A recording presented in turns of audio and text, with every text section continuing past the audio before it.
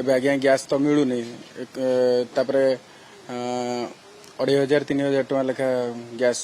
କହୁଛନ୍ତି ସେଥିପାଇଁ ବହୁତ ଅସୁବିଧାର ସମ୍ମୁଖୀନ ହେଉଛୁ ଆଉ କାଠରେ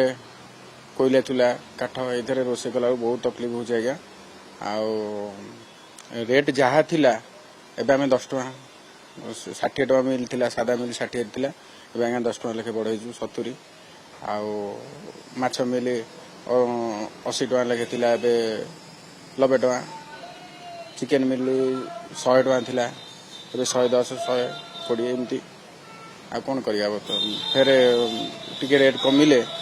ଆମେ କମେଇବା କ'ଣ କରିବା ମଟନ ରୋଷେଇ ହେଉଛି ନା ହେଉନି ମଟନ୍ ନାହିଁ ଆଜ୍ଞା ଏବେ ବନ୍ଦ ଅଛି କାହିଁକି ସବୁ ତ ରେଟ୍ ଆଉ ତେଲ ରେଟ୍ ବଢ଼ିଲା ଗ୍ୟାସ୍ ରେଟ୍ ବଢ଼ିଲା ଆଉ ଗ୍ୟାସ୍ ତ ମିଳୁନି ଏକରେ ସେଥିପାଇଁ କରୁନୁ ଆଉ ବର୍ତ୍ତମାନ ସେ ସମୟରେ ରୋଷେଇ ମାନେ ହୋଟେଲ ଚଲାଇବାଟା କେତେ କଷ୍ଟ ବହୁତ କଷ୍ଟ ଆଜ୍ଞା କାହିଁକି ବହୁତ କଷ୍ଟ ମେନ୍ ଗ୍ୟାସ୍ରେ ସବୁ କିଛି ହୁଏ ଆଉ ଗ୍ୟାସ୍ ତ ମିଳୁନି ଆଉ କାଠରେ କେମିତି ରୋଷେଇ କଲେ ଅସୁବିଧା ମାନେ ବହୁତ ତକଲିଫ ଭଳିଆ ଲୋକ ଆସୁଛନ୍ତି ନା ଆସୁନାହାନ୍ତି ନାଇଁ ଟିକେ କମିଛନ୍ତି ଯାହା ହେଲେ